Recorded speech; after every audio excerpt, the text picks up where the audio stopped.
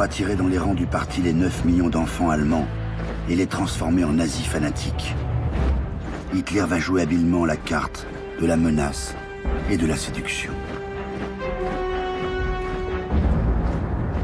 La menace est aussitôt mise à exécution.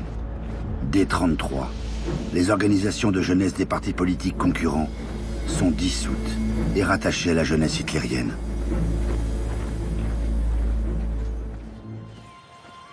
Mais pour attirer plus de jeunes, la Hitlerjugend a aussi les moyens de séduire.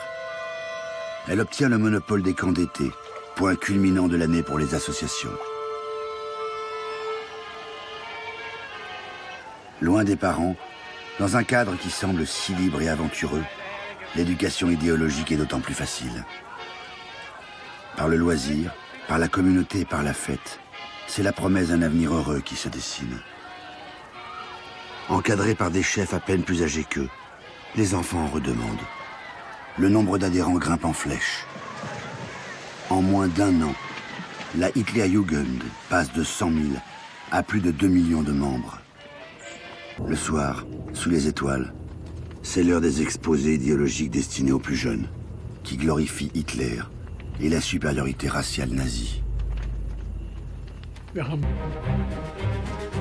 Si la Hitlerjugend accueille filles et garçons, ce sont ces derniers qui importent le plus à Hitler pour mener à bien son projet, car ils sont les futurs soldats de son empire. Et un programme particulier leur est destiné. Des jeux de terrain grandeur nature sont organisés. Il faut apprendre à se mouvoir en territoire ennemi, à l'aide d'une boussole et d'une carte. Il faut se camoufler et tenter des approches clandestines. Pour nous, les garçons, c'était vraiment quelque chose de très chouette. C'était complètement apolitique. Et de toute façon, on n'y connaissait rien. C'était des moments super, parce qu'on avait tous envie de jouer aux soldats. Pour nous, c'était l'aventure. Le sport roi, c'est le sport de combat. Her mit deinem Lebenswagen! Festhalten! Das ist der Gruppenführer! Der muss uns gehören! Mir gehört der Lebenswagen! Mais tous les jeunes ne sont pas faits pour ça. Les faibles et les chétifs sont moqués, humiliés. La vision du monde nazi ne tolère que la performance et l'excellence. Celui qui n'est pas performant est un raté, qui doit être traité comme tel.